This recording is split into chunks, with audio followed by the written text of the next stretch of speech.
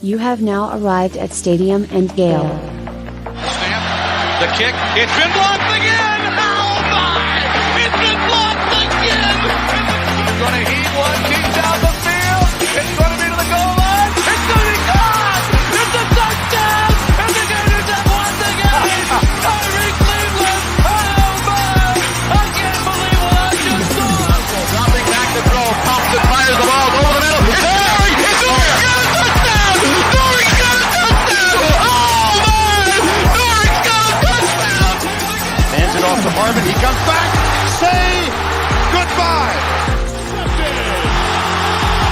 Ahmad Black, in his final game as a Gator, takes it all the way home and sends Urban out the winner. You have now arrived at Stadium and Gale. Boys and girls, ladies and gents, welcome to another episode of Stadium and Gale. It's your boy Corey. It's Dan. And Delatorre. Hey man, fresh off a bye week, same corner, same time. You know the vibrations. What's up with it, fellas? How was your weekend?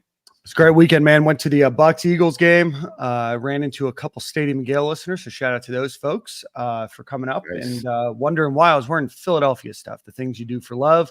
But no, dude, it was hot as the dickens yesterday. You know, I thought first off, thoughts and prayers to those that were affected by Hurricane Helene. A lot of people here that I know were impacted. My uncle and the community up there in Steinhatchee, I know, got hit really hard. And then friends all the way up to South Carolina and Georgia, North Carolina were affected. So if you were affected, you know, certainly our thoughts and prayers are to you. And, you know, if you consider a donation or considering a way to give either your time, talent, or treasure, I know those communities could greatly appreciate it. But no, overall good weekend. But it was hot as the dickens here in Tampa yesterday. So you wore Phillies. That's a different type of love there, brother. Yeah, brotherly love. Yeah. Yeah, you know, so Brooke and I went to the Eagles-Dolphins game last year. The Eagles fans didn't treat me very well, but I was nice enough to throw on an Eagles shirt in Brooke's for her birthday. We did this for her birthday. Oh, okay. But had a great tailgate before, but great time in the Bucks. How did the Bucks fans treat you? Dude, the Eagles fans our Eagles are buns, man. They are just not a good team. The Bucks are a pretty good team, but the Eagles are bad, dude. Anyway, Bucks fans treated me great. Great people. We were in the club section. Great food, great drinks over there. So Very nice, very nice. How was your weekend, Nick? What's daddy life like these days, bro? Well, that was a whole new experience trying to keep a baby alive with no power. Our house got super hot. Baby got hot. Shout out to Elon. Was watching Netflix in the Tesla, drinking bourbon from a bottle that my best man bought me during our wedding, St. Augustine Distillery. So the wife and I were drinking on some bourbon, sitting in the Tesla. Yep. With it on. Baby. With it on. I think a police officer didn't come by. Yeah, no, that would be. I think that is cause for a DUI. Yeah, that would be a hell of a way to get a DUI. Yeah, I think I would just get a scholarship at Georgia, though. Yeah, for sure. Yeah. 100%. So that would work. But yeah, that was a trip. Went 23 hours without power, which I think, even being 35 years old in the state of Florida, longest I've ever been without power. Crazy. Like, I never expected to get like hurricane. That's the longest you went without power as a Floridian? Well, when you grow up on the mean streets of Weston Hills, which was built well after Hurricane Andrew, everything is deep underground. Corey, you know that Nick grew up in a household with a generator. You know what I mean? Like, no, we never needed it. Nick. Yeah. Never needed it. They have their own power grid over there, Corey. I mean, the newest of neighborhoods in Palm Beach County, power goes out in a storm, unless you got the backup big boy generator in the Florida basement. Well, you know, there's a difference between West Palm Beach County and Broward County, which is the best of the three. Yeah, no, definitely the prestige is definitely in Palm Beach County, man. Trump is right here. That's just on the coast. That's just one neighborhood up the coast. As a whole, Broward County would be the best of the big three there. That's debatable. We'll do that another show. I like that. That's off-season. That's an off-season show. Off-season show. I'm definitely with that. Bring on a representative from each. Yes, and discuss the differences and whatnot. I think we all know Miami did third. Oh, 100%. I like to visit Broward in Miami. Love both, but it's less traffic here, less shenanigans. It's a lot deader here. It's more quiet in Palm Beach, man. So Tri-County, I'd rather drive south than live south. Shenanigans can be found in any of those counties. Oh, 100%. Shenanigans are abound. We got a 5-6-1 representing. It's harder to avoid shenanigans living in Miami and Dade County. How many generators do you think Harrison has? Like 4? Listen, Harrison lives home generator in such a compound that it wouldn't need a generator. Yeah, he has individual generators for his different those things the poors have to buy to keep their electricity on. Harrison would never. Oh, disgusting. Corey, how was your weekend? It was solid, man. Enjoyed the bye week. I had my son football game. He cut his foot on last Sunday, so he was probable, but he gave it a go. Around halftime, he was just like, "Nah, I can't go no more." So they taped him up, and we had to call it a day. But they canceled the game right after that. So the team got in the fight. Parents came off the sidelines, and we're in Wellington. May I add, bro? Yeah, we're not in like the hood or anything like that. Why the hood does visit Wellington to play ball there. Sounds like you were at the Traz. South Florida, bro. It's just intense competition, but players got into it. It got physical. Parents exited. The stands came on the field. A lot of shenanigans, man. But I chilled. Thank God my son was out and not on the field when the parents came on the field. It didn't give me any incentive to run out there and whatnot. So outside of that, man, kind of chilled. Went fishing, vibed out. I almost went to the Colorado UCF game, but had to call it a day, man. So once Junior said he could play, I had to shut it down. But if he couldn't play, I was going to head to the UCF Colorado game, which was a good game. Yeah. So you think, I saw your tweet. You think Colorado's for real? I think that they dominated up front. And we'll talk about this game probably a little more because it's Florida's opponent. I just think they dominated up front, but I'm not ready to say that Prime has a good roster. Prime has a good team this year. I think he did a 6-win team, 7-win team. They play UCF better than I thought. They're better than what I thought they was going to be this year. And I've been critical of him, so I just like to give credit when it's due. I thought UCF would come in and dominate them. They weren't able to run the ball all year. Right. Just from a position standpoint, I look at the receiver position. Let's talk about that later. I think the receiver position, DB, quarterback, line of scrimmage, I thought they're a pretty good team. What he put together on the fly. That's a Porter put together team and not built through the high school ranks. And I don't think that's sustainable. But this year he did put together a decent roster so far. And they handled UCF. I don't like that game. Yeah. On the road, coming all the way from the West Coast, I think they handled UCF and they were favored to lose by double digits. Was it double digits? I know that it was higher than I thought it would be, especially because UCF hadn't really played anybody at that point, right? But yeah. So let's talk about the Florida UCF game for next week. Let's give a quick Brunt ad read, Corey, and then we'll get into that game. Greg, what it do, baby? For all your insurance needs, make sure you visit bruntinsurance.com or give Greg a call at 954-589-2204. If you have home, auto, life, boats, motorcycle, anything that has wheels or even your life, it can be insured by my man Greg. Again, that phone number is 954-589-2204 or bruntinsurance.com. Yeah, absolutely. It's always a good time to shop around, and there's certainly no clause that you have to buy to shop around, get some quotes, find out what's going to be the best for you and your family and your belongings. And doing it now is the best time to do so. So the Gators do head in after a bye week in what Billy Napier called the best bye week that he's ever been a part of, which is fantastic to hear, right? Looking for all the optimism here. But the Gators do go into this game against UCF. UCF right now is 3-1 with wins over New Hampshire, Houston State, 1-point victory over TCU, and then the 48-21 loss to Colorado. Nick, I know you were at the press conference today. You've been around the program, obviously, the last couple of weeks during this bye week. What was the reason that Billy Napier was so excited about this bye week win that we got? Yeah, well, one, winning games are tough, no matter who they're against, even if they're against nobody. Tough to get a win. I think the interesting part was it's something he hadn't done before. They essentially just they treat the spring game. For that last week before the spring game, they just split the team in half. If you got 120 guys, you split it up 60 and 60. Split the coaching staffs up, so you've got an orange team, the blue team, and then it just makes those 3 practices every period that you're doing team stuff, not just individual drills, is a competition, orange versus blue. So they did it like that. Graham Mertz, who's been in college, I think since Dan enrolled at college. Yep. We were. Yep. Said he's same high school graduating class. Said, he's never done it like that, because the bye week, you're just trying to fix your own stuff.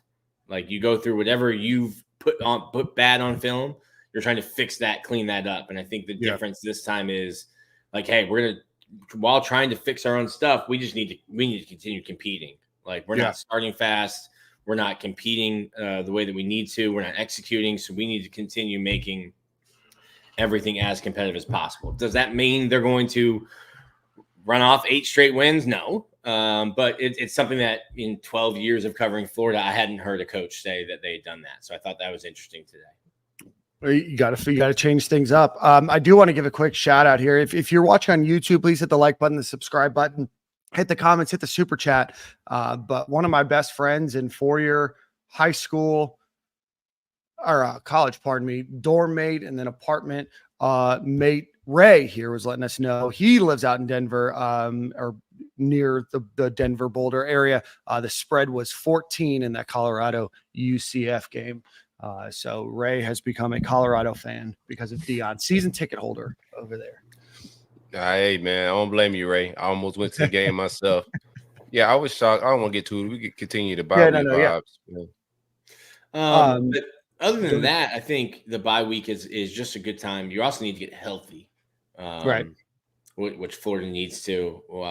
It's interesting because Billy said, because of the new system that we're in, we're not going to talk about injuries. As we asked him questions about injuries, it's not an SEC game, so you're not going to get an injury, an availability report, an injury report on Wednesday. Okay. You only have to do that for SEC games. So no injury report this week, no depth chart this week. Really just insulate yourself to get ready for the mighty Golden Knights of Pegasus. What have you been hearing in terms of injuries?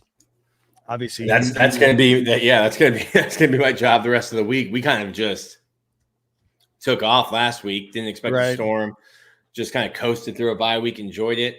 I was able to watch football like you guys watch football on Saturday. And I sat down, I laid in bed, watched the noon game, sat on the couch, watched 12, I was up at 11:30, dialed in to Oregon kicking off until they made it. Shout out to me for going to bed early, thinking that Alabama had that game wrapped up when they were up by 15. I was like, what a game. It's a fourth quarter here. We're going to talk more about college football just in general, but shout out to me for being an absolute loser and deciding, hey, this would be a good time to go to bed. There's not going to be some miraculous finish in this game. But let's get back. Sorry, let's get back into Florida. Go ahead. No, I was just going to say great slate for a bye week. I tell you that. A lot of good games on the TV. Yeah, a couple games in every time slot. It was awesome. Yeah. Oh, yeah, absolutely. Let's see here. So Billy Napier said today during this press conference, he did think our football team got better. I've heard that a lot. So hopefully this is true.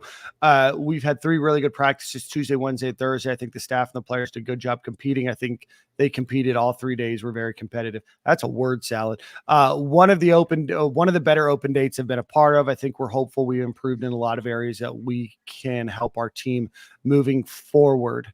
And then Graham Mertz said, I think coach did a great job. We split the team into two, like Nick was talking about.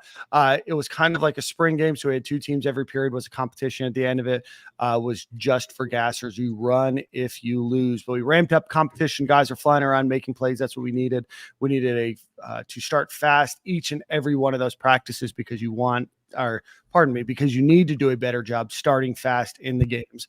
So I think the way we set it up was fantastic. The guys attacked it. We got better through the bye. That is one thing that they talked about. They're kind of slow starts. That's kind of what we've seen just over the last couple of years. They've had some decent scripted drives, but after that, it's been pretty slow. So hopefully this kind of pace, because you're going to practice, you're going to play like you practice. So hopefully that's, certainly something that they can carry forward. What else? I think the only other thing that I really got away from that, I had someone text me like right as we were hitting go live. They said that's nasty work that you were trying to get Billy to compare RJ Harvey to Trevor Etienne. I was like, so we asked about RJ Harvey, who's UCF's lead running back, and he said, "Oh, he reminds me of a lot of a running back we used to have here." And I was like, "Okay, well that's a small number of people. It could either be Trevor Etienne or it could be Naquan Wright." Mm-hmm. So at the end, I asked him, I think it was the last question at the press conference. I was like, you said you compared him. Which one? And he just said, a guy that isn't on our roster anymore. I think Zach wrote that. But that's high praise. I think that's high praise from Billy for RJ Harvey, calling him or comparing him to Trevor Etienne, who hopefully he pass blocks like Trevor. I think they have like 92 passes to 209 rushes this year. Georgia fans were upset that they thought when Georgia put in Cash Jones, they're like, you're telegraphing that you're going to throw the ball. I'm like, Trevor Etienne's going to put Carson Beck on a stretcher if he's out there for pass blocking. So we told you, but yeah, let's get into UCF a little bit. Nick, anything else from that press conference? It seemed, pretty uneventful. No, some of us were talking after. It seems like it's not that like Billy's given up or anything, but we're getting like a lot of like the same. You call it word salad. We're getting a lot of the same, and you get coach speak a lot during press conferences. But it's the same kind of like word salad. No matter how we try to word questions differently, and I know fans want us to go in there. With like pitchforks and yell and scream at the coaches and be angry at them. But it's like you have to craft kind of questions. If you didn't get the answer, you're trying to change it a little bit to get a different answer. We're kind of just getting like the same standard answers, but we'll be there Mondays and Wednesdays. I wonder what he's seeing on film to say that Pyburn should be getting more snaps. That was one of the things from the press that I didn't listen to it, but I read on the timeline that caught me off guard. I don't know. Yeah, me neither. All right, we get into the UCF breakdown, but I just thought that. Yeah, I went through all of the PFF numbers. So during the bye week, they tasked me with one of the most difficult things I've ever had to do in 12 years, which was the 10 best players on Florida's defense, which took a long time to figure out 10. Yep. Had to dig pretty deep down in there, and Pyburn was not in all the PFF numbers I looked at. Like Jaden Robinson's on my list. Shamar James is ranked currently by Pro Football Focus the 343rd best linebacker in the country. That's not what you want to see. Way lower than Jaden Robinson, who has played a third of the snaps. Who made my top 10 list. Great tackler, Jaden. Shout out to Live Oak. Who was number one, Nick? Did Jason you post Marshall. this article? I did. Jason Marshall. I'll throw a link in there for you. Yeah, please do. Jason Marshall was my number one, and a guy that, we were questioning. Is he a Jag? Not Corey's Jags, just a guy. Is he a Jag? Jason Marshall is having his best season as a Gator, statistically. Tackling, coverage-wise. But yeah, my list here, I think it was 1, Marshall, 2, Tyreek Sapp, another guy who, just a guy having his best year, and a guy who, my bias aside, which can never be put aside, STA pride, has done like everything that's been asked of him. He literally has, at 250 pounds last year, had a nose tackle snap. Yeah. Just doing whatever's asked of him, playing out of position. But yeah, it was tough. it was tough getting 10 on defense. Yeah, no. I'll read the list here. Pup Howard 3, Dejon Johnson 4, Jaden Robinson 5, Kelby Collins 6, Charquez Bridges 7, Aaron Gates 8, Shamar James 9, and Cam Jackson 10. And you'll notice that some of those guys are not even the first guy off the bench in that particular position, either or starter. So Dejon Johnson has the best coverage grade of the team. Yeah, Dejon played well. Played 1/3 of the defensive snaps. Yeah, but I do want to give Jason Marshall about Dejon. Yeah, give Jason Marshall his flowers. Last year, was certainly a rough year. I mean, even the year before wasn't a fantastic year for Jason Marshall, and I think a lot of fans, probably expect him to be a 3 and done. He's here. He's earned himself a lot of money this year. I don't know where he gets drafted, probably a 2nd, 3rd round guy right now, depending on how the season continues to progress. And, certainly in his position, he's usually going to be guarding one of the better wide receivers on the opposing team. Now, there's still a lot of great opposing wide receivers that he's got to play this year, but certainly he's made some great plays. He's done great in coverage. He's done great in causing interceptions. So definitely want to give Jason Marshall his flowers for the year. One of the things that they said is certainly preparing for KJ Jefferson at 6'3", 263 pounds, the heaviest starting quarterback in college football, just ahead of DJU, who I think is maybe out for the season. Who knows what he's going to do over there at FSU. But yeah, so certainly preparing for him. Obviously, KJ Jefferson, former quarterback at Arkansas, gave the Gators fits at times during that game last year. So the Gators are going to try to do whatever they can to stop him. Florida has the secret sauce there. The only person in America that stopped KJ Jefferson was offensive coordinator Dan Enos last year. And as soon as Arkansas freed KJ of Dan Enos, KJ had a great end of the year. And Dan Enos is on staff at Florida as an analyst. Yeah. So Florida should be able to stop KJ Jefferson as long as they have Dan's opinion and input this week. Well, I hope so. So let's get into this game overall. A lot of numbers that we're going to throw at you here quickly. KJ Jefferson, obviously mentioned, is their starting quarterback, 52 of 86 this year for a 60.5 completion percentage, 847 yards, 9.8 yards per attempt, pretty high. Again, talent that they've played has not been the highest level in college football. Certainly TCU and UCF are a step above Sam Houston and New Hampshire, but 7 touchdowns, 3 interceptions, graded out right now is a 68.4 passing the ball. He has taken a few sacks this season. He's taken 8 sacks this year. So, definitely a guy that you can get, behind the line of scrimmage and hopefully make a tackle, but does have a 106.1 NFL QBR. So then go into receiving here, maybe some names that you guys are familiar with, kind of leading the charge over there. Kobe Hudson, RJ Harvey, Randy Pittman Jr., Xavier Townsend, and then Trent Whittemore round out their top 5 in terms of receiving yards on the year. Trent Whittemore, if you guys are wondering, former Gator, 2 receptions, 65 yards. But I think one of those was kind of a shovel pass, kind of distance run. But what do you guys think about the UCF? Oh, we got to obviously talk about what their bread and butter is, and that's rushing the ball, right? So RJ Harvey leads the team with 525 yards, 7 yards per attempt. He has 8 touchdowns, 1 fumble. KJ Jefferson is number 2 on the team with 248 yards rushing. He has 2 touchdowns, but 3 fumbles himself. And then Ja'Cory Brown, the backup quarterback, has 1 fumble this season. But what do you guys think about their... Why does that name sound so familiar? With Miami. Okay. Florida was recruiting him sort of as a second quarterback. He ended up going to Miami, and then it just didn't work out for him, and now he's at UCF.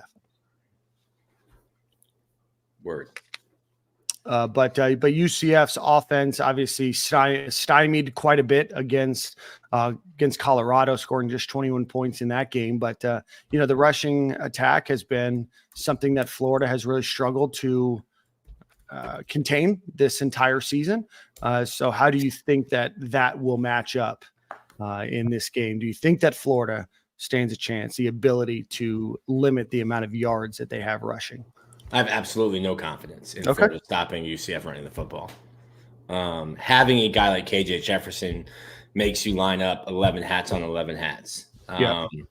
Florida has not shown at any point this season the ability to even just align properly in a timely fashion on defense, let alone then getting your play call, knowing what everyone's doing, all 11 are doing, and then having your run fits, staying disciplined or tackling. 23 missed tackles, I think, against A&M. It hadn't been a huge issue in the year, but it was a massive issue against the Aggies. I think they had 11 against Miami. Yeah, KJ Jefferson is a guy that could force 11 missed tackles on his own.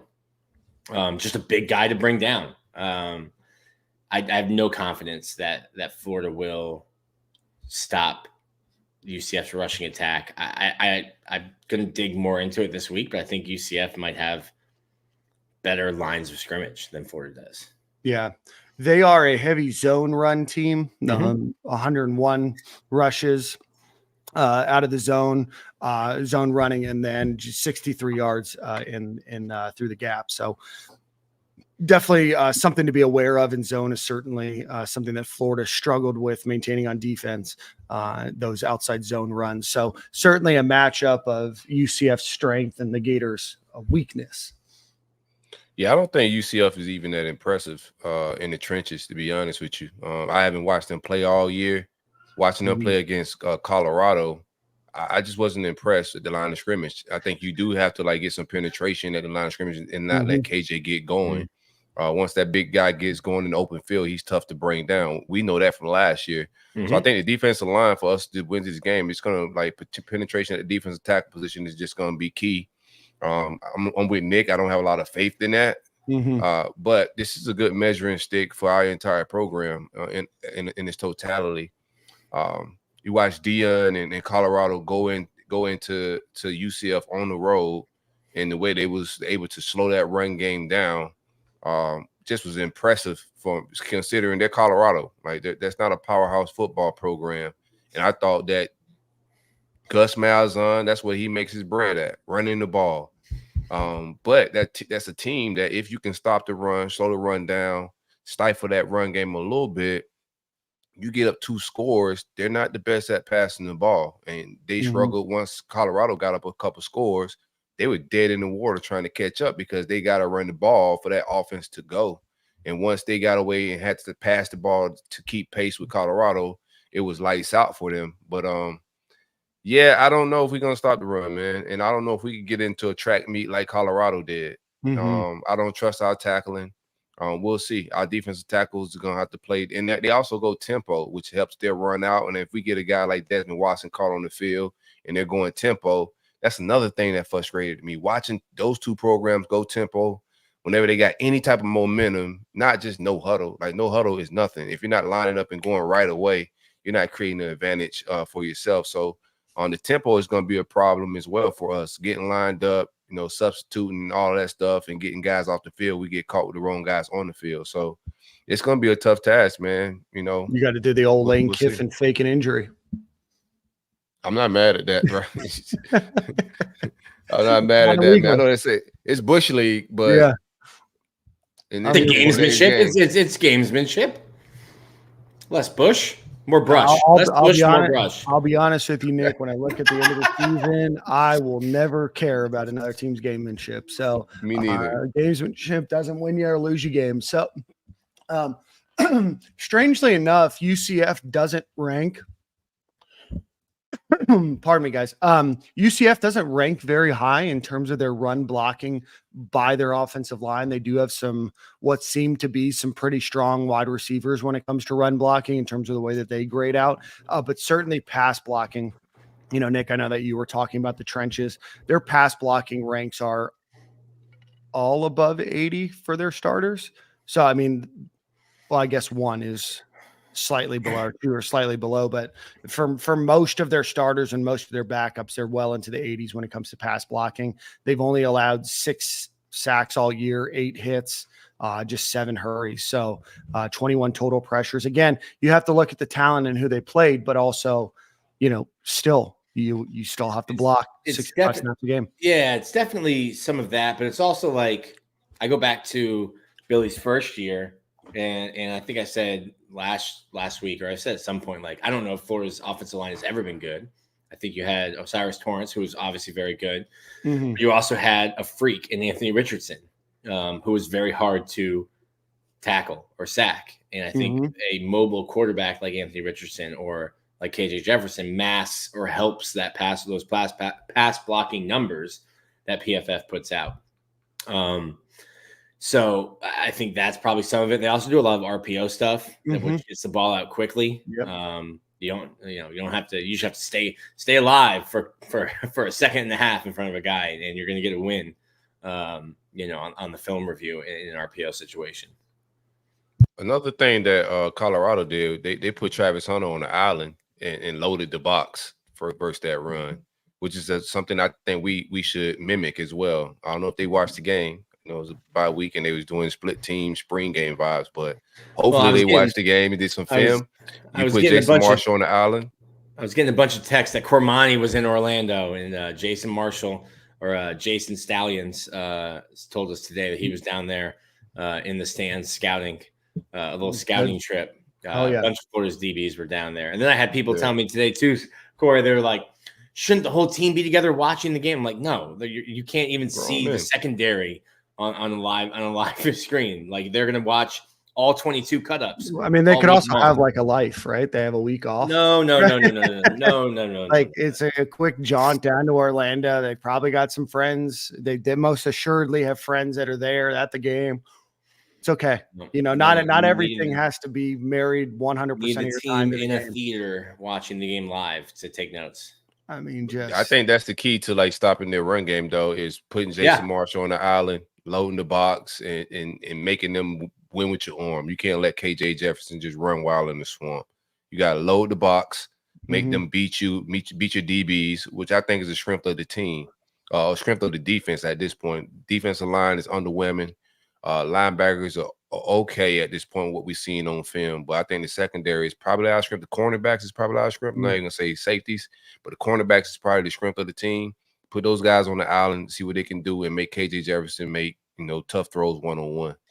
He's got a strong arm to stopping the run. He does have a strong arm, but he's liable to hit somebody in row 1, section 203. Yeah, reminds me of another quarterback. As much as he is to hit somebody wearing a UCF jersey. Yeah, he's only what is this 8-15? He's only 6 of 15 on passes over 20 yards this season. He does have quite a few completions between the 10 and 20 yard mark. But Corey, you were mentioning kind of putting him on an island.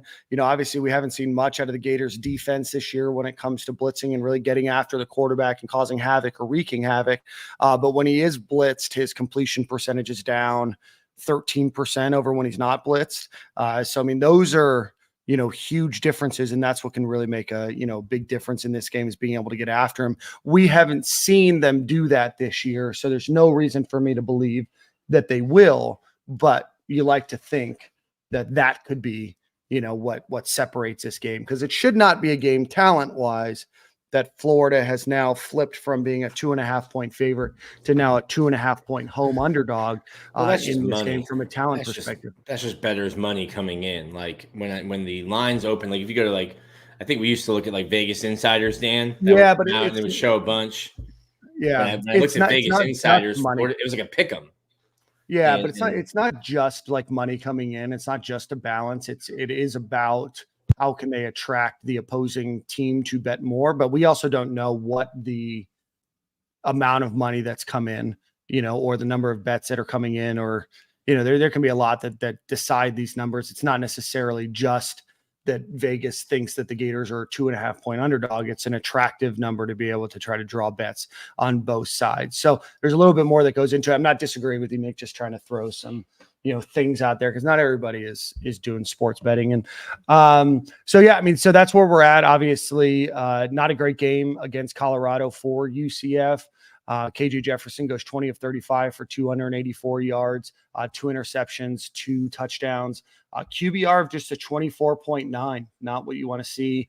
Held to, I believe, their lowest number of yards on the ground rushing. RJ Harvey had 77 yards on 16 carries. KJ Jefferson, 76 yards on 20 carries. So again, not a great offensive performance. And I think that Dion and their team did a good job of stopping them. And I do think that Florida should have a more talented team than Colorado. I don't know if they would throttle them the same way, but just looking hat on hat, Florida should be more talented than that Colorado team that just beat them on paper. Transfer portal's changed that though. Like a little bit, but before pre-transfer portal, like I think UCF's roster this year, specifically because of Gus and how they've hit the transfer portal, is much closer than the UCF would have been. Even with Gus before the transfer portal era. You're just able to get a different kind of player and experienced player than you were typically able to get. That's why I always thought that Scott Frost should have stayed at UCF. I'm like, there's too much talent in the state of Florida. Like these kids that go to like Louisville or go to a Georgia Tech. It's like, hey, if they're from South Florida, like don't go to Georgia Tech. Come to UCF. Mom can just hit the highway, see you play every Saturday, and UCF could have been, that team that if you wanted to make it a Big Four, like UCF with Scott Frost could have made it that. And I think with the transfer portal, you can probably get close to that, especially now that they're in the Big 12. But like the Big 12 is just the ACC plus or AAC plus. Yeah. A couple names that you might be familiar with on their defense: Nigel Kelly, Josiah Pierre, the former Florida Gator that went to Texas Tech first. Right. And then to UCF, I'm trying to remember. Isaiah Nixon, a guy that Florida recruited, and then Walker. Trent Whittemore. I forgot to give him a shout out when you were mentioning that they had blockers on the outside. Trent Whittemore doing the dirty work outside. Big blocking vibes from Trent out there. Yeah, and then John Walker. Let's pull up his stats while we do that. Corey, any other thoughts on UCF's offense? No, I just think we got to play on the other side of the ball. Like our defensive tackles can't just be absorbing and taking up space at the defensive line. I haven't seen our defensive tackles live on the other side of the scrimmage and be aggressive and cause a lot of penetration pause. But that's how we win this game. That's what Colorado did, is making the running back have to change directions, right when they get the ball, or just causing some type of havoc. And I just haven't seen that from Cam Jackson or Desmond Watson. They're guys that can eat up space and free up some guys behind them. But I don't think the type of offense we're playing, that's how you want to play this team. You don't want that running back and the quarterback to get any momentum going the way we tackle. So the key for me, that defense, is Jason Marshall locked down their best receiver, and our other DBs, they lock down things one-on-one, and us cause some penetration to stop this guy from running wild in open field. That's the keys to the game. Aaron, Nick, just answer this question. Aaron Hodges, what's that big defensive tackle or tackle doing? Walker, right? Yeah, John Walker. He's been out for the first 4 games of this season. We had a knee injury during the fall camp, pardon me. So I don't know if he's going to play against Florida or not. He's out. He's out. Okay. So yeah, Gus said that today. So he's out. I know that he was kind of not a game time decision, but they were talking about him leading up to the Colorado game. So you won't see him. But, a couple other names, Josiah Pierre, a couple others that if you follow recruiting, have gone other places. UCF certainly hit the transfer portal hard. Nick, from an offensive perspective for UCF, Gators defensive side, what do you want to see other than what we've talked about? Yeah, I think starting up front, I would like to see the Gators get the running game going a little bit. They're still going to use the quarterbacks in a similar fashion, and it might not be, hey, you get 3, 6, 9. Shout out to the Yin Yang Twins. Was that Yin Yang Twins? Yeah. Shout out to the Yin Yang Twins. Sorry, Nick, I'm gonna stop you there.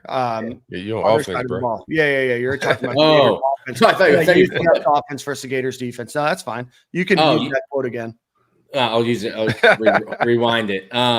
You've got to slow down the running game. UCF is intent on running the football. That's Gus's That's Gus's MO. Like you said, Dan, it's a zone running scheme. They run some RPOs. Having a guy like KJ Jefferson is exactly what Gus wants from the quarterback position. He obviously had success at Auburn doing that. But you've got to win up front, make them one-dimensional. They are one-dimensional in the sense that they only want to run the football and want to dominate in that area. You need to change the dimension, the one dimension that they want to be. And like Corey said, like, hey, if you can stop or slow down the run, which I just don't have confidence that Florida will do, and make KJ Jefferson beat you with his arm, then that's the key to victory. But that was the key to victory against Arkansas last year. Did not work out. I think they also need to make sure they put a spy on him this time. So when they do, like the 3rd and longs, when they do drop back, like don't just sit in the zone and assume, like, no, there needs to be a designated spy on this guy every single play. Who would that be for you? Would that be Shamar? Would that be Miles Graham doesn't play enough? Like, does Miles Graham come in and does Aaron Childs is like, hey, Aaron, you're going to be playing every 3rd and long, and your job is just to know where number 1 is. Yeah, even RJ. You just need, I think, probably a speedy guy. If it's 3rd and long, don't mind the freshman, but you just got to account for the quarterback scrambling and making extending plays of some sort, because that's going to be a thing. Because I think we're going to get some situations, and 3rd and long has been our Achilles heel for a long time.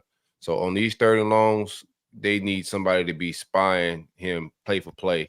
I watched a couple teams do that this weekend, watching the Miami Virginia Tech game, just watching teams put designated. I thought spies worked good on both sides of the ball for both of those teams, and also in the Colorado game as well. I think Colorado did a good job with spying KJ. He still got off. He was still somewhat productive, but to let him not take over a game, you just got to put a spy on him. Yeah, no, absolutely. All right, let's get which kind of takes a guy out of coverage a little bit too. So like you're just playing your secondary, your safeties, everybody got to be on point, because when you put a spy on a quarterback, you're taking a guy out of coverage, essentially. Right. Yeah. It's almost like a blitz, but he's not blitzing.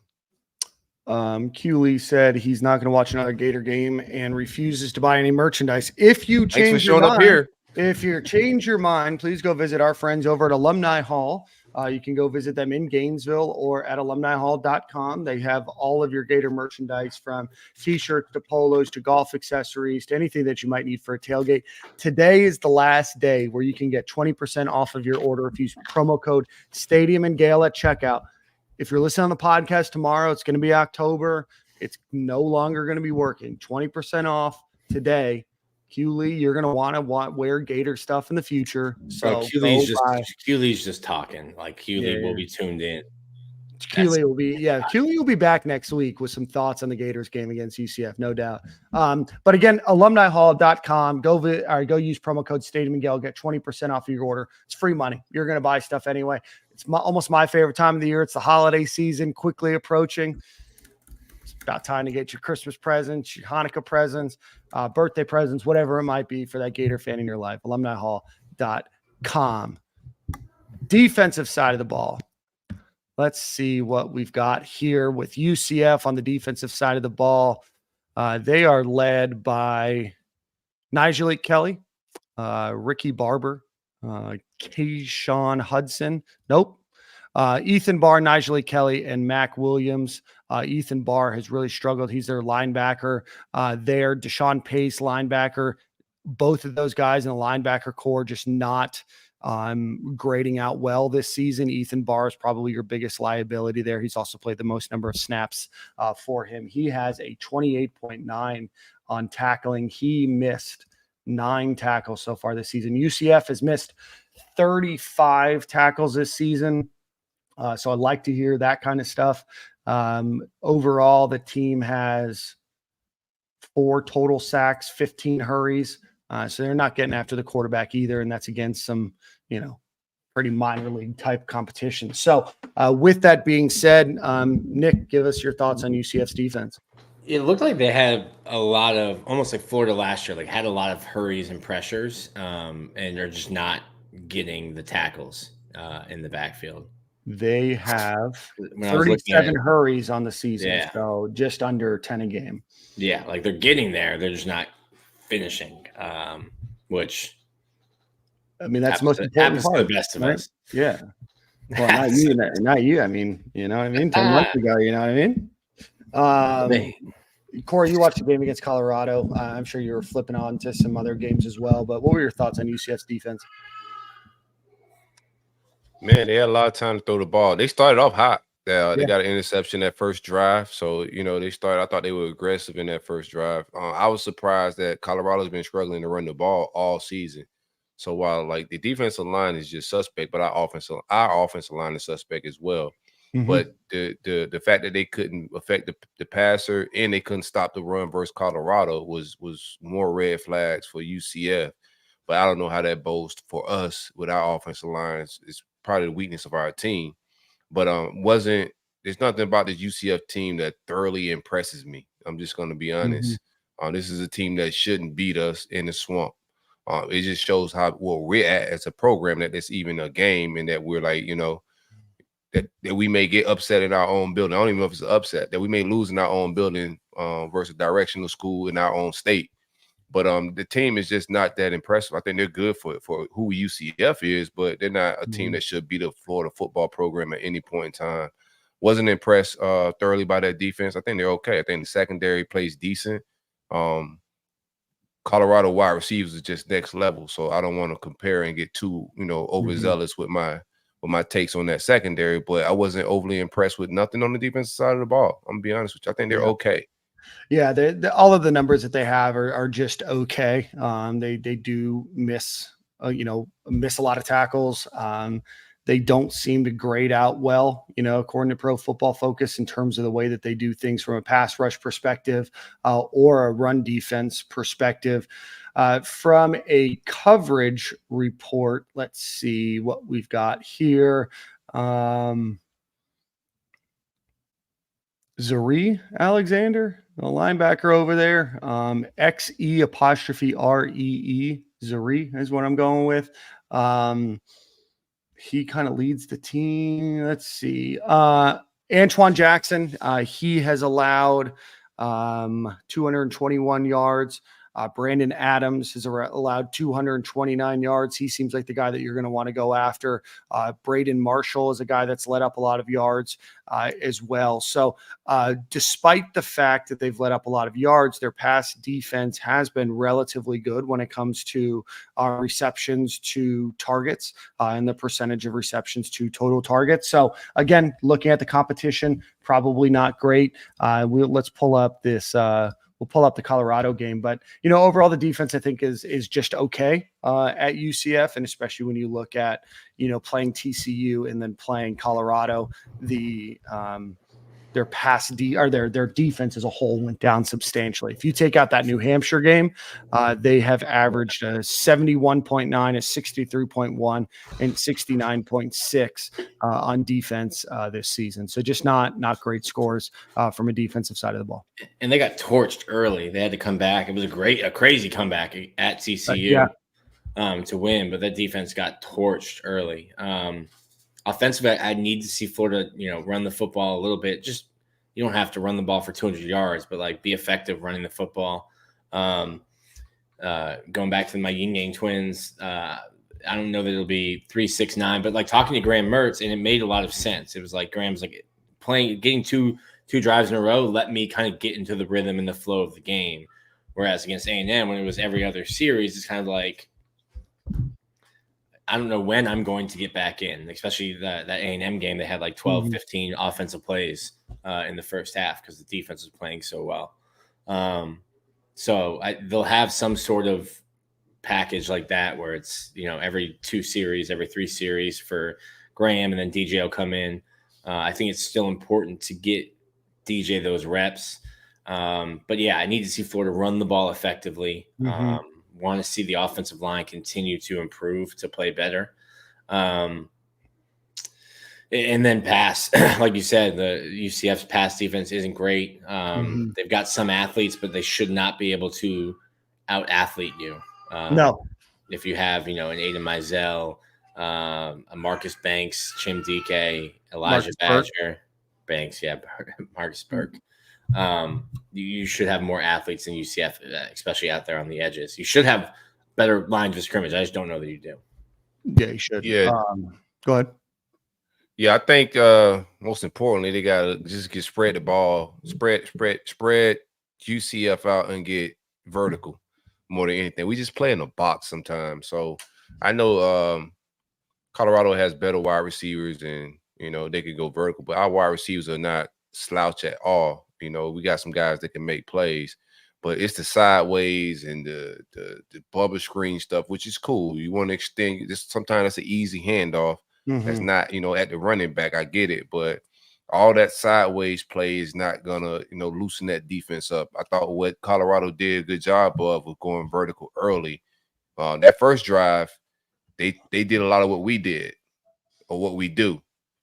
Play, sideways, a lot of shift, things that didn't make sense. When they went vertical, the run game opened up and all the things opened up for that offense. So yeah, we got to go vertical, and also that ain't just on the play call. That's also on Graham Mercer's mentality and execution. He also got to hit vertical throws and be looking to go vertical. I'm interested to see what they, when they plug Lagway into this game. Hopefully in the bye week they got more chemistry to that instead of pre-made plays and pre-made series that they just want to throw him in just to get some reps in, right? Hopefully they see something in UCF defense where they think he can get off some of his RPO stuff. But I think it's key for us to get vertical early in the game to loosen up that defense that's already weak. Yeah, no, Corey, you're right. UCF allowed Colorado to have 104 yards after contact. Shedeur Sanders goes 28 of 34 for 276 yards. So they were getting abused up and down the field. What were you going to say, Nick? Yeah, I just don't. I hear you. I just don't like how many games have we seen Graham Mertz play at Florida? And like if I'm not putting my money on Graham Mertz outside of like the LSU game, the South Carolina game last year, like. Well, and that South Carolina game was just kind of towards the end of the game when they had to. You had to. But it was funny because we talked to Andy Staples, and Andy was like, "I think UCF or Florida's going to have to go like air raid to win these compete in these last couple games." And we were like, "That's not what they're going to do," and that's exactly what they did. I just don't. Like, I'm not putting my money on Graham Mertz. Yeah. Do we know if Eugene Wilson's going to be back for this game? I don't know. They're like getting off the practice field now. So I think it's optimistic to get him back this season for this game. For the game. I mean, the streets are talking after the UNLV quarterback said, "Hey, I'm out." Well, running back said, "I'm out." Here's something. I think this would be the fifth game. You'd have a bunch of guys lose their red shirt. I wrote about all the guys who have played in 4-3-2-1-0 games. I think NIL payments come out first of the month. Let's see if there's any news on October 2nd. Yeah, I don't get that NIL check. Go to Habitat for Humanity a couple more times. You don't think that the pay? You think it's a front loaded payment on a back loaded? Like, hey, you did your job this month. Here's your pay for. I don't know. Like you would get paid in October for September. I don't know how these contracts work. I don't see them anymore. Yeah. Yeah, I don't know. Just saying, like they get paid in the first. Yeah, I don't know. I think Corey and I had to take. Well, it was last week or the week before that. I think a lot of these guys still have to put film on tape. Like you can be a highly regarded, 4-star, highly ranked 3-star guy. Like you still have to put film on tape. There's a lot of players that enter the transfer portal every year. And there's a lot of players that don't end up where they want to go in that transfer portal either. Right. There's only a select number of slots, right? Your Eugene Wilson's, he could go anywhere in the country, but some of these other guys like, hey bud, like if it doesn't work out at Florida, like Tennessee Tech's calling your name. Shout out Tennessee Tech, I think Eugene would have many suitors. Yeah. Let's see here. So I think that, we're kind of all in the same boat there with what UCF looks like on defense. Obviously not a great defensive team, especially in the two games that they played against some formidable opponents. Let's get into, a little buy or sell. Let's do a quick ad read for our friends over at Homefield Apparel. Go visit Homefield Apparel. GametimeSidekicks.com. Use promo code Stadium and Gale at checkout. You get 15% off your order. You can get that really cool corduroy hat. If you have a big head like me or a strangely shaped head like Nick, it does sit a little higher, than some other hats. So just be aware. But other than that, go visit them. They've got kind of a retro jacket. They've got the baseball pullover. They've got a bunch of new shirts. A lot of people have tagged us and stuff that they bought too. So we appreciate you going. Use promo code Stadium and Gale. You'll get 15% off of your order for your first order to that email address. I'm telling you to cheat the system, just letting you know. Stadium and Gale checkout at homefieldapparel.com. Buy or sell. So DJ Lagway got 3, technically got 4, but I think one was to end the quarter. How many drives do you think DJ Lagway leads this game? The over-under is going to be at 3.5. I'm going to go buy or sell. I'm going to go under. Okay. I'm going to go under. I will sell 4 drives and think it will be 3. Okay. Because I just don't think Florida's defense will get off the field enough, and that Florida's offensive drives will be limited because Florida's offense, their defense has shown week in and week out, year in and year out, their inability to get off the field. And if they're getting off the field, not getting off the field, and UCF will run with some tempo, but they're also going to be running the ball, and the clock will just continue running. And if you're giving UCF 10, 12, 13, 14 play drives and not getting off the field, your offense is not going to be on the field as much as you'd like them to be. Okay. Corey? Yeah, I think he gets more than 3. I think he's just going to have to be explosive and get vertical. And I think he just brings some running dynamics to the table. You may want to match the vibes of what they're doing, running the ball, RPO, read action. So I think he gets more than 3. UCF could possibly. I don't think this defense is – this is my take, and this is probably going a little bit deeper than like buy and sell, but I'm just not buying this team's overall like leadership, toughness, like focus. I know college kids are going to have fun. I put this on Twitter. The college kids are going to have fun, but it's a difference between, a team, serious programs, when they lose, they try to find some lock-in. It's like failing a test. Like you fail in exams, and which we are failing at the big exams. Like we failed Miami, we failed Texas A&M, and we put Fs on the field for the big test. These aren't pop-up quizzes. These are big tests that we put Fs on the field. Give that Stanford extra credit though. Yeah, and it's just that's like bonus points. It's not really extra even credit. You hit the extra credit assignment. Yeah, so it got you at a C, with the 2-2 vibes. So you got a C right now with the Mississippi State wins, but I don't see a team. Every time I open my Instagram, I see the players in the club doing question and answers, man, trying to go viral on TikTok and Instagram. But I'm not seeing the same players doing any viral plays, or they just don't look locked in to me. And yeah, college players are gonna have fun. That's cool. But you're not going to see, if Bama has lost 2 games, you're not going to see their players on TikTok. If Georgia has lost 2 games or 1 game, you're not going to see their players on TikTok doing Q&As in the nightclub. No. So I'm just not buying the overall focus of this team. You're lacking some serious leadership, not verbal leadership and the pressure where Graham Mercer saying the right things, for good PR. He's media trained. I'm talking about real leadership. And I think the young boys like Lagway, the Grahams, those are the guys that you see that has those traits. But right now, we're lacking senior leadership. And in a game like this, UCF is coming in for blood. Like they see an opportunity to knock off one of the big 3, and they're not going to come in. Gus is not going to come in with the chill vibes, man. So, yeah, I think you're going to see Lagway just from that, man. I think you're going to get down a couple scores possibly, and you're going to need somebody to be able to strike and get some explosive plays. So I think he ended up getting more dry. If we're winning, you see less Lagway. I think if we start losing and UCF is striking fast, which I think they're probably going to do, like that game with Colorado, or Colorado did win. Like UCF, when they got down 3 scores, they got explosive quick, even in the run game. Like they drove the ball down the field fast.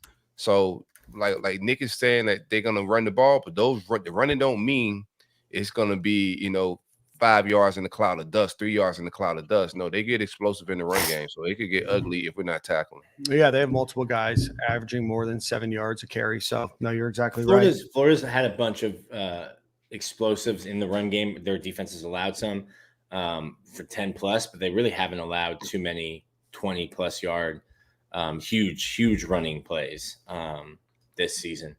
You're a Florida? Florida has it. Sorry, I don't know what I said. No, I was just confirming. Yeah, Florida's defense.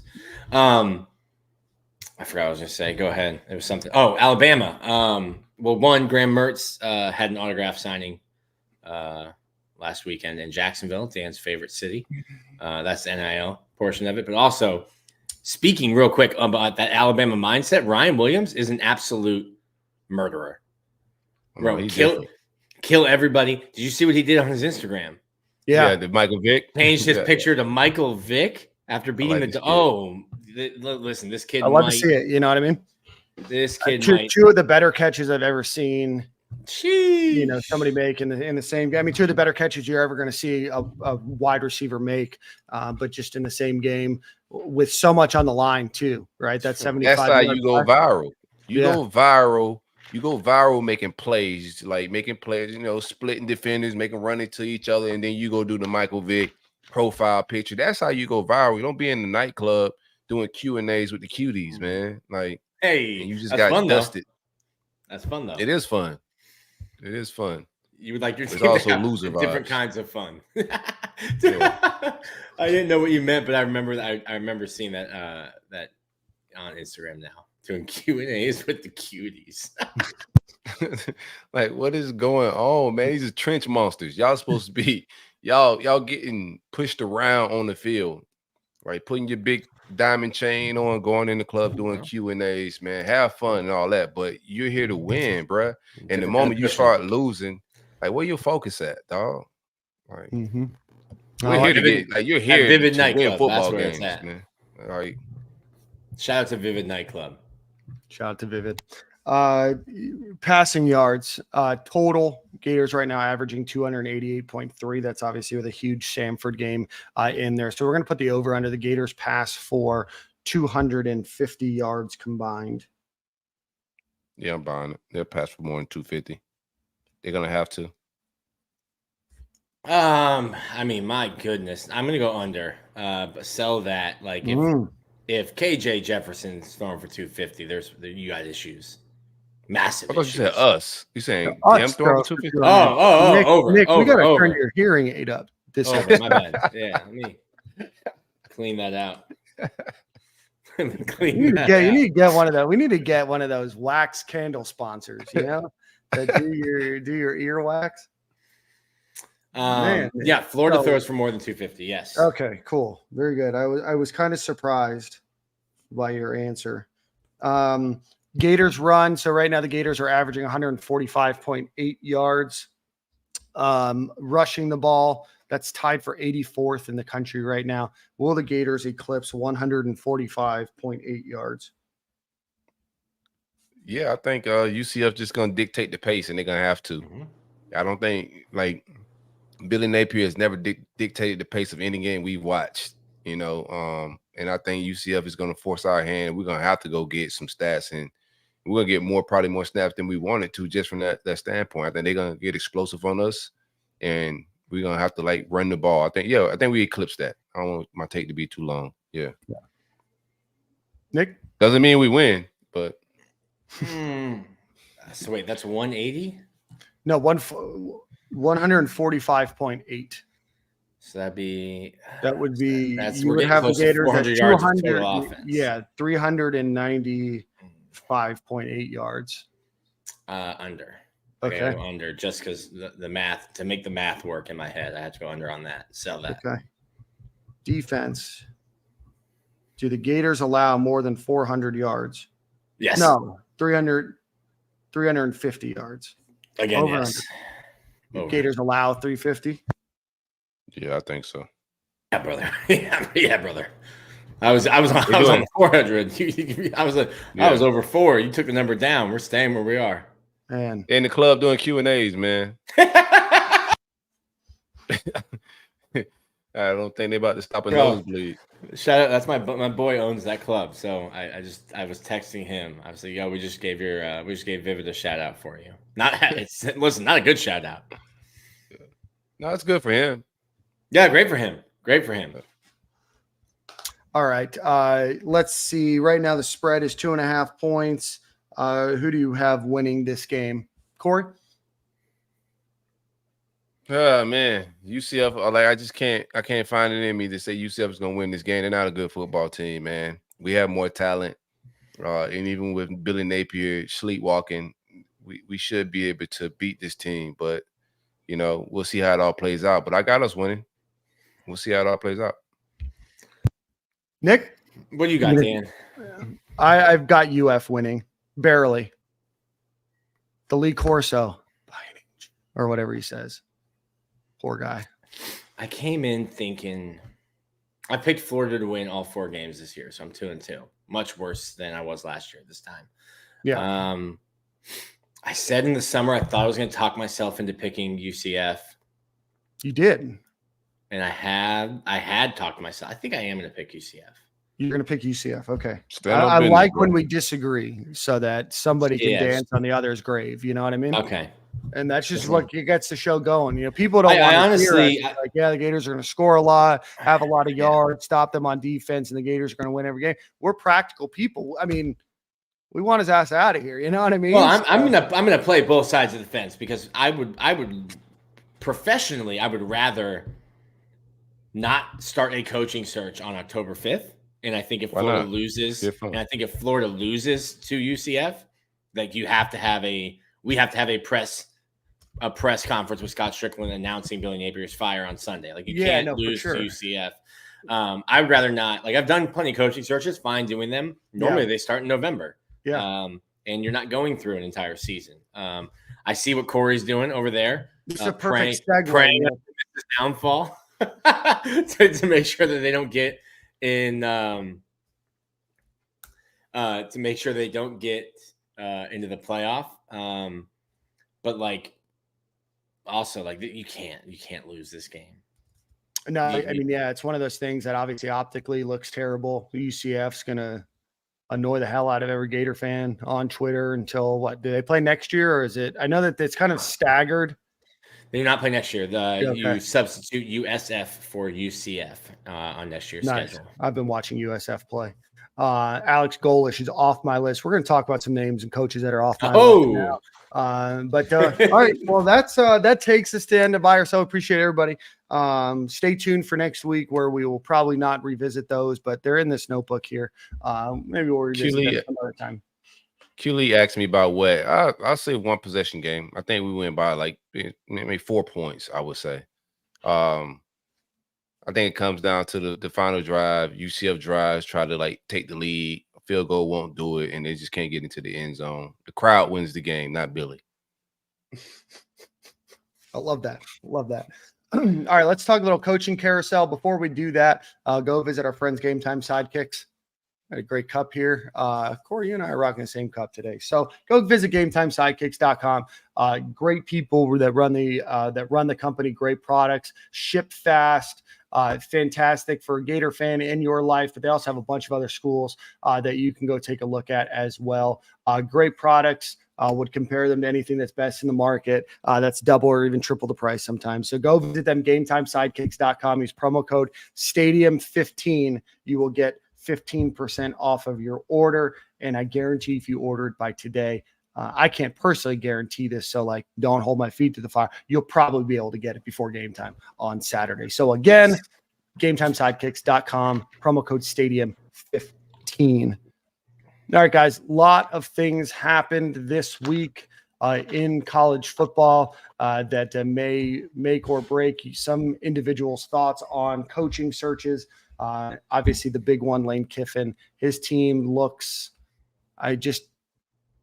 not great against Kentucky. I tried to watch most of that game. I was at a bar with a number of different games on, obviously, but they looked out physical. They looked out coached in that game. They got caught flat-footed. I thought. I think they scored pretty early on, right? I think they scored in their first drive, but after that, they really struggled to move the ball. But Corey, I know that you're hoping for a couple losses. So maybe instead of waiting until January, if he's going to come, maybe that's a December.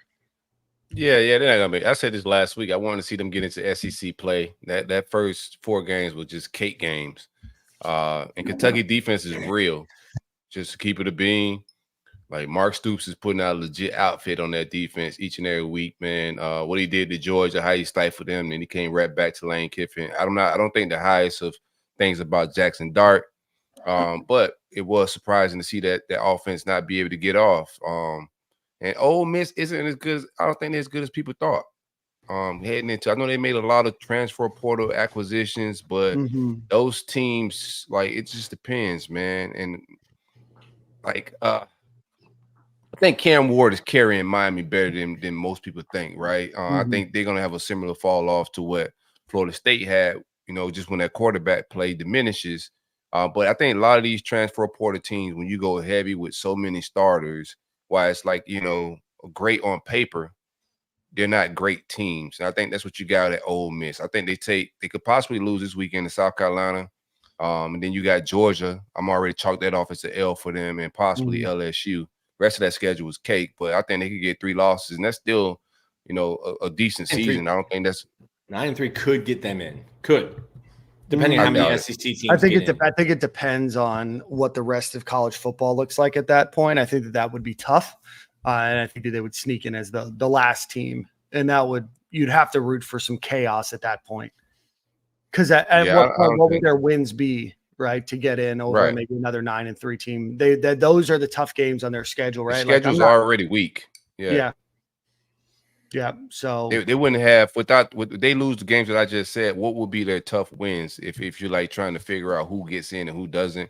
I think they gotta be after losing to Kentucky, who I don't think is great. If you lose to South Carolina and you lose to Georgia, I don't see how they make the playoffs.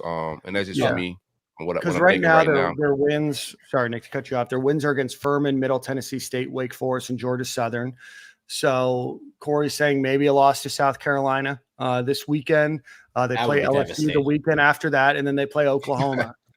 So that could be. I mean, Oklahoma's ranked number 19. They ended up pulling off a come from behind victory over Auburn. I know Auburn's not very good, but still, they played Tennessee tougher than I thought that they would. And then they go to Arkansas, then Georgia, then Florida, and then Mississippi State. So looking at the schedule right now, they're going to be favored against Mississippi State. They're going to be favored against Florida. They're going to be favored against Arkansas. They're favored over South Carolina, but I don't know what the rest of that looks like. And I don't think any of those teams are good enough wins to get you in unless there's true chaos. I like Lane. I think we're in like a bargaining phase now. Like what losses? This is the best team Lane's had. And will have, because there's a lot of people leaving too. Yeah, no, they're gone. They're senior laden, transfer laden. They're gone. There's a lot of bargaining going on. Like, okay, but like Lane right now fits right in with the last 2 coaches. Lost to Kentucky, check the box. Come to Florida. You can do that here too. But like, there's a lot of bargaining going on. I think the bargaining of like, well, we need Lane to be in Gainesville before signing day, like right after the Egg Bowl. Don't need to go to a bowl game. Definitely don't need him in the playoff. But like, how many of these losses are you stomaching before you're being like, okay, the most talented team that Lane's ever had greatly underperformed, and that's the coach we're gonna give the keys to. Yeah, I mean, I think that's what you're gonna have to do with everybody that we're gonna potentially talk about here, right? 100%. So coaches that have fallen off my list: Alex Golish, head coach at USF. Probably should have been on the list, Dan. Well, no, I mean, you're just talking, a long, lengthy list. We're just talking names here. People threw his name around. He's off. Kirby Smart is now off, especially after that. Darn. Man. He's lost. And then Can't get over that Bama hump. You got to get him out of here, man. I've taken Kalen DeBoer off my list, too, just because I think he's going to probably stay at Alabama with the way that he's recruiting and wanting to coach Ryan Williams. I think after that, I think it's, who knows? But those are 3 coaches that are off my list. I'm just kidding. Kirk Cignetti, head coach at Indiana, formerly James Madison. They're 5-0 right now for the first time. 60 years old. 62 years like old. 80 right? years old. So yeah. So we're just throwing around names here, right? I do like I think he's a legit coach for Indiana. but I don't think he's what we need long-term wise, a 60-year-old coach. And also, who have they beat, but just from a scheme program wise, I'm not mad at that name for like Indiana or like being a coach that other teams pursue, but I don't think he's the right prescription for what we need. Yeah. Speaking of not the right prescription, Chucky, I see that one. John Gruden, I've seen that one thrown out at me.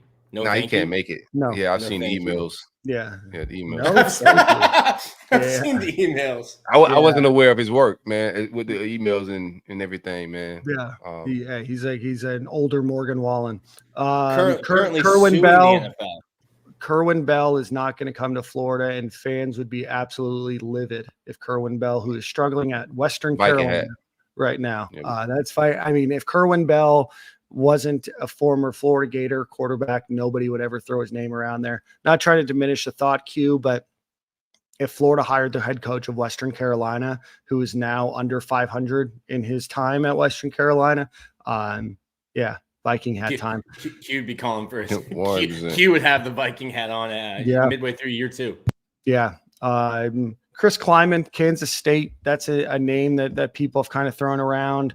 They went and beat Oklahoma State 42-20. They had a rough loss to BYU the week before, beat Arizona and then beat Tulane. Tulane's the one that beat the crap out of USF last week. So that's a name, somebody that folks are looking out for. But, I think we've talked about it on this show. There's just not a lot of like hot up and comer names right now. Because a lot of them get poached pretty early, right? Like I think Fran Brown at Syracuse, who Florida just lost a commit to. We'll talk about that. I think he's a guy, but Florida's not going to go hire Fran Brown next year. Not going to go hire Cliff Kingsbury. Florida fans would be pissed I like off. Cliff. I like Cliff, bro. I do. Why would like Cliff leave the NFL? To be a head coach. What do you mean? It's just like the quality of life is significantly better in the NFL. You see the buyouts these coaches are getting? You kidding me? I mean, he got a fat buyout and then went to the NFL. He literally got fired. He literally got fired from a job and then went to the NFL and became an offensive coordinator. He went to be the offense coordinator at UCF for a couple days. Yeah, forgot about that stop. But yeah. I don't know. I don't know what drives these guys, right? Like, obviously, he was the head coach of the Arizona Cardinals. I'm not sure what his buyout was. I'm not sure Cliff Kingsbury's like worried about his money, but also the opportunity to be a head coach at the school like the University of Florida. Those opportunities just don't come around all that often. When you think of big name programs, right? Like not even the Blue Bloods or anything else. Like you think of a school like Florida, Florida State, Georgia, Penn State, Ohio State, Michigan, USC, Texas, like those kind of big brand name schools, you just don't have a lot of opportunities at a lot of these places, right? I mean, Ohio State, was from Urban Meyer to Ryan Day. They didn't do an outside search, right? Michigan didn't do an outside search. Texas looks like Steve Sarkisian's going to probably be there a while. Alabama's going to be there a while, right? So you start to check off all these names. For some of these guys, that might be the appealing thing. Right. For Cliff, certainly defense is a big cause for concern, but Florida also hasn't had a great defense the last few years. So it would be nothing new. I don't think that the boosters are going to bring Deion Sanders to the University of Florida either. I don't think he fits the makeup of this athletic department and the booster. No shot. No, he's just too wild at pressers. He's too candid at pressers. He's too outspoken for a lot of different, not just Florida, but a lot of blue bloods, SEC programs. I mean, Arkansas of the world may reach out to him. To be honest, this offseason, I wouldn't be surprised if some SEC school reached out to him in some capacity because he's doing, for considering what Colorado is, bro. I'm just gonna give him his flowers. I think he's doing a good job for what Colorado is, bro. It's not a football. Arkansas would be a weird spot to see Deion, but with the money that they're getting for NIL from Kroger and from Walmart, specifically for Tyson, athletic, crazy out from there. Tyson, sorry, Tyson. Purdue or Tyson? Yeah, it's not Tyson. Yeah. That makes sense. Like Deion and Fayetteville, weird combo. But him and John Calipari, the way that they're putting going up to the local Applebee's together. Oh my God. We'll address what Scott just said. The way that they're funding their athletic program in this NIL age, like that makes sense. it would just be like, can you imagine Prime calling the pigs? Prime doing a little woo pig? I can't. I would die. I would absolutely die. Yeah, I did like I do like SMU's offense and their Rhett team. Lashley. Yeah, I do like them. I don't know if he's the guy for it. I don't know if he's ready for the SEC. It may be maybe too early for him. But I do like Lashley and what he's doing out there. I liked they looked great against Florida State. I know Florida State's not good, but they looked really like a solid team in that game. Correct. Yeah, I'm forgetting the guy, Georgia Tech's coach as well. I like what he's doing offensively. And he's an offensive line guy. We need to fix our trenches. So wouldn't mind him being Brent Key. I wouldn't mind him being added to the list. We just got to put people on the list. So that's what I'm doing right now. James Franklin is another guy I wouldn't mind on the list. Just from you need a stable guy that can recruit, put a solid defense, solid offense, and can hire well and has a track record of doing that. None of these guys going to have a clear resume of wins and losses and January 6th bowl appearances. Is not going to be what we want because the coaching carousel has flipped. Like, who are the top coaches right now? Yeah. So my buddy Ray, not just he brings up a good example. The UNLV head coach, it's Barry Odom. They've got a fun. We're going to Nick. Before you shake your head, let me finish his name. Former head coach in Missouri, then he went to Arkansas. Now he's at UNLV. Do run a fun, exciting offense, but I don't see that. Go ahead, Nick. I'm not even going to give my take. You shook your head. Why are you putting your thumbs down? This is an audio medium. We get more people that listen on the radio than we do on YouTube. So my godfather is Mizzou grad. And I'm telling you right now, the Missouri fans don't like Barry Odom. I can't even imagine what a real SEC fan base would feel like with Barry Odom as your head coach. I don't think he's the same Barry Odom from Wisconsin, though, considering what they're running now in their offense. Missouri. I'm sorry. Missouri. What are you talking about? Yeah, that's where he was the head coach. Oh, I'm sorry. Yeah, no, you're good. He was at Missouri for 16 years. He started off as a GA and then never left until he got fired. Then he went to Arkansas, and now he's at UNLV. This is his second year. He's 38 and 30 record. Not even on the list. I don't think he's ready for it. I don't think he would make the list, but the offense he's running, I like it at UNLV, what he's doing out there. Yeah, I think Brendan Marion's probably going somewhere bigger this offseason. But I kind of thought that this past season, too, maybe they wanted to see if you could duplicate it. But there's a lot that goes into it. Some people mention Eric Bieniemy. I don't think that Florida's going to go hire Eric Bieniemy either. But this is the conundrum that we find ourselves in, right? It's like you start to name. I like Jeff Braun. I ain't gonna lie. Mr. Bird put that in the comments. I'm not mad at Jeff Braun being a candidate, to be real with you. No, I mean, I'm not either, but he did play at the University of Louisville as well. So he coached at Louisville. He played at Louisville, coached at Louisville, came back to Louisville. He left the job at Purdue, which is arguably like not all that much of a huge step up. Like, it is a step up, but not a huge like jump. But is Jeff Braun going to leave his alma mater to go coach a rebuild? I don't know. Like, you've got Papa John's in Louisville. You got Yum Brands in Louisville. You got all the whiskey distillers over there. I like Brent Pry at Virginia Tech. That's a defensive-minded head coach, though. You like Brent Pry? I don't like that boy. I don't even know. I know Brent Pry. I'm pretty sure. Like, I know they look good against Miami, and they did win that game. They absolutely won that. He had a time management like just debacle towards the end. That was ugly the way he handled his timeouts. He let like 30 seconds run off the clock. They could have definitely closed that game in a better fashion. It was just some coaching things here and there, but don't put him on the list. I'm gonna give you the thumbs down. You gave yeah. I mean, I'm pretty sure, and I see Kev here also respond. I'm pretty sure like Brent Pry before the season started was on that top 10 list Like, I think he was like number 2 or number 3 of which head coach after Billy Napier gets fired first. So maybe a DC.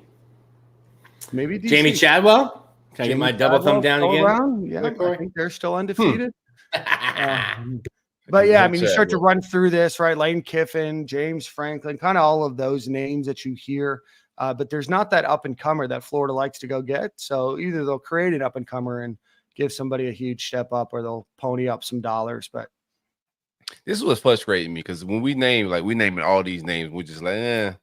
But when you're on Twitter and you have the people that just hate Lane Kiffin, right? And it's just like, no, why do you guys want Lane? It's a terrible hire. It's like, no, it's not. Like, you look at the coaching pool. I don't think Lane has hit his prime.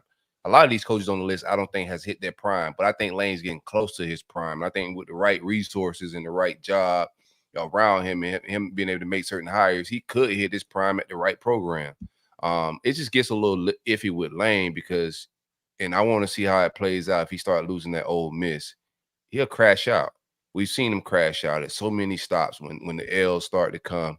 And I don't know how, like, has he matured in that fashion?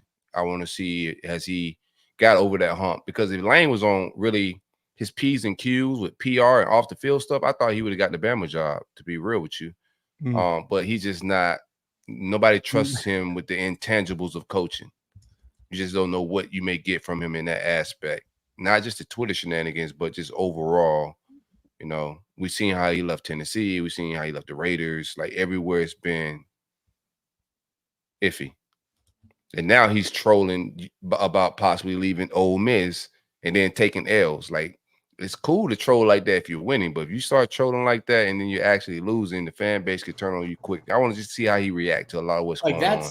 That's kind of what JD Pickell was saying. Like, if you sign up for Lane Kiffin, this is what you're signing up for. Like, Lane's going to get his giggles off on the timeline. Win, lose, draw. I'm here for it. Like, it might not work out. Oh, me too. I'm gonna have a ball. It might not work out, but I thought, like, even if it is a fiery ending, like, I think it's going to be fun on the way down. Like, Lane's just going to be fun. You're going to end up hating him if you're losing because, like, Lane's not going to switch up. He is who he is. I think he has softened some. I've been told, like, he stopped drinking. He's not, like, when he was at FAU. Joey Freshwater. Joey Freshwater was frequenting the Blue Martini over there in Boca. Getting like that 10th martini free card, man. Getting that 10th martini free card Thursday night, ladies' night. But, like, he's older, he's dating, he's got his daughter's in college. I think his son is supposed to be moving towards her. Like, Lane's a different guy. He's not the guy that left, Tennessee at midnight. But, like, that's his personality. That's gonna be him on Twitter. Win, lose, or draw. And, like, fans are gonna hate that if you lose to Kentucky and he's firing off tweets. Yeah, you just got to get somebody polarizing enough to keep the roster intact and also go and grab some difference makers out of the portal. And you're not going to do that with a name like we just had with Billy Napier. You got to go get a name that's, reputable and players want to play for and to be excited to stay to see, the new regime. Because we got some talent on this roster that they need to keep in the fold, in my opinion. Like, you're not going to keep everybody. You're going to have some attrition here, but the mainstays, I think the foundation of the lagways off top, you need somebody that, that has a reputation with quarterbacks and offense. Because these hires don't happen fast. So if you hire Lane Kiffin, you got to wait a month for them to get an OC. Players are both. But if Lane Kiffin's coming in, I think you got the offensive guys settled in, and the defensive guys will kind of wait and see what happens. But I think he has a track record to keep guys in the fold for a little bit until we figure things out. James Franklin's another one of those names. I think Brom's another one of those names. Ain't that many. We haven't talked about Lincoln Riley out west, who got down by Wisconsin for a little bit, and I got excited. Like, maybe we having the, who wants the Florida job competition between him and Lane, but he pulled it out at the end. Pause. I think Lincoln Riley's another guy that we could possibly, but you're gonna need a few more L's from him as well to get him not to make the playoffs. But that's a name that could keep guys in the fold. I don't know if you can even pause after saying that. But he can. Those are the rules, man. I don't make the rules, just play by them.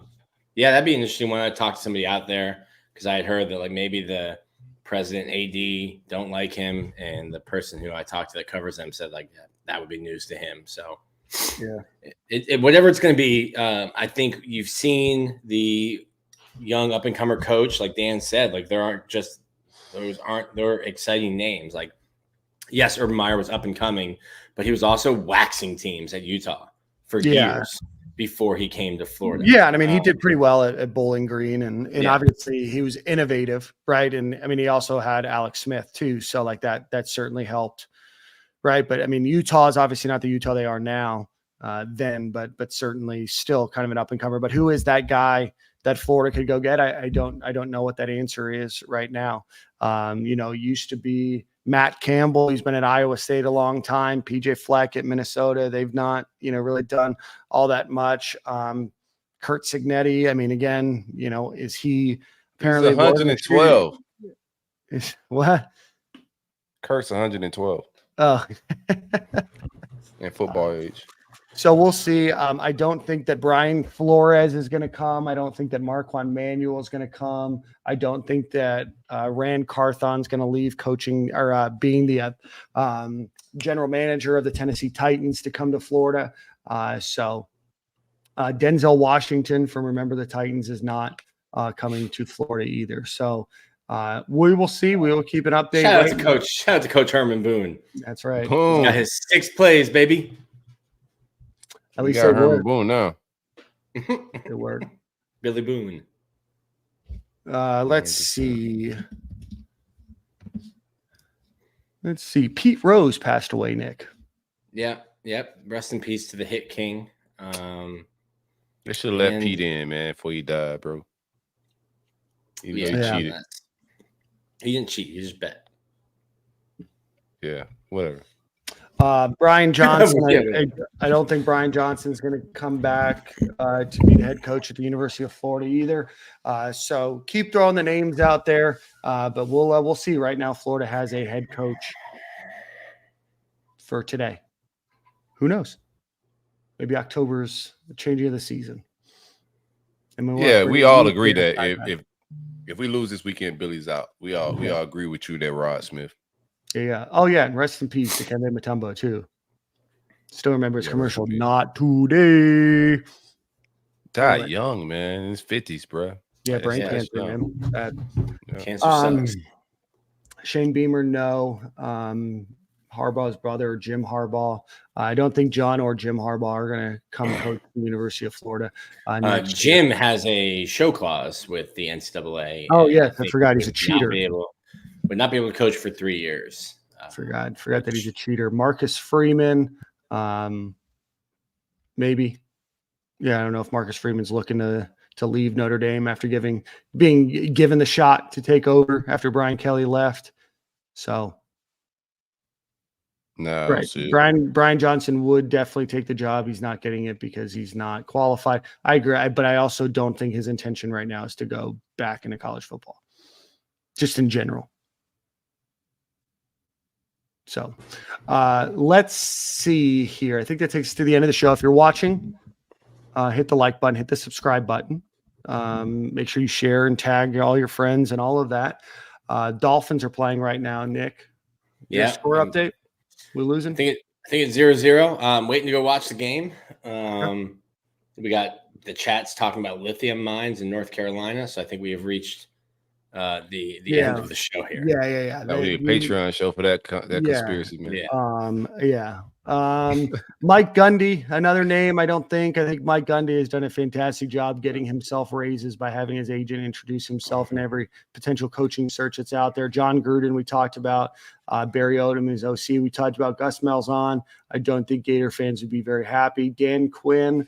I don't know if Dan Quinn has a desire to go back to college. He's been in the NFL for a long time. Literally has no desire to come back to college. He took an opportunity to come to college to get that DC spot, and then he left after about 2 years to go be the Seahawks DC. He's been a head coach in the NFL. I don't think that Dan Quinn wants to be dealing with NIL.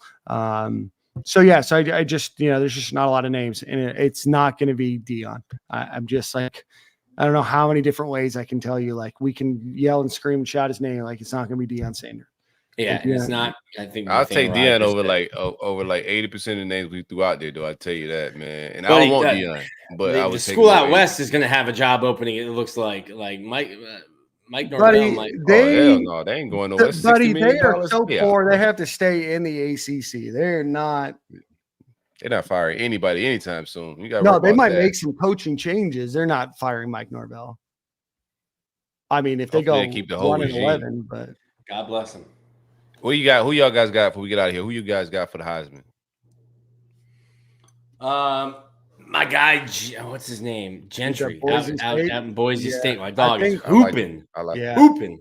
My top there, I like him. I think Travis Hunter, just in my opinion, what he's doing is something that we haven't seen. Dog's playing 110 snaps a game.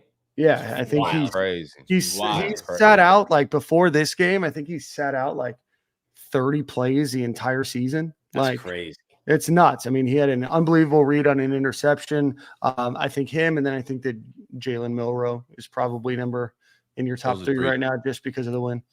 What do you think? I got Cam Ward just outside that top three, but I like Milroe. I like Travis Hunter. I got winning. I like Gentry for the top three right now. I think this is one of the best years as far as like Heisman race competition that in a long time. I think it's going to be interesting because I think if the second Miami is not undefeated or winning the ACC, that I think Cam Ward drops out of that conversation just because of Milroe. Alabama is going to be in winning the SEC contention, playoff contention. Gentry is literally going to have a season that rivals Barry Sanders numbers and will have to be there. And then Travis Hunter is doing something that I don't know that I've never seen in my lifetime. Like never seen it in my lifetime. Yeah, I think like that play he made against UCF where they like he's doing things I don't think people understand as a defensive back what he's doing, how he's reading drops and jumping routes, man. He's like covering things that isn't even his assignment, you know. So from a receiver standpoint, I think he's unguardable, you know, and he doesn't look exhausted. The last 2 years I've been trying to see if fatigue will set in. But if no injury happens, I got Travis Hunter winning this thing, bro. He's just too electric. Yeah. But hit the pose. He hit the pose last week. He had to. He was going crazy on your nights, man. He did that on your people.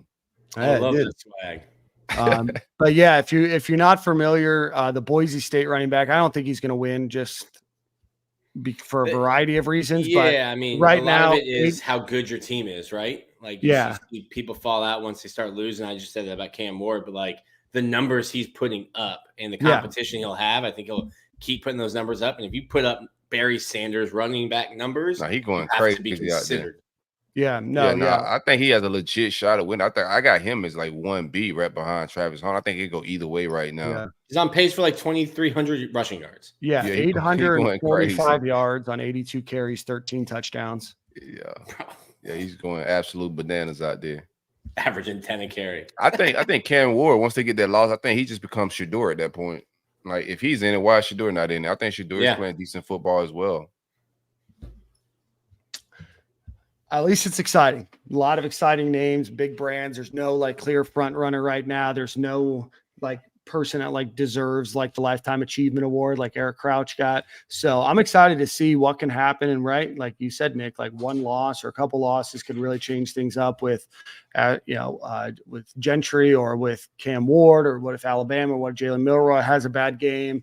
You know, what happens if, Carson Beck, I know he had a really tough start to the game, but he had a fantastic, third and fourth quarter. What happens if, he really turns it on? What happens there? So a lot of exciting parts of college football left to go. We're only 5 weeks in. So we still got, 2/3 left of the Gators games left.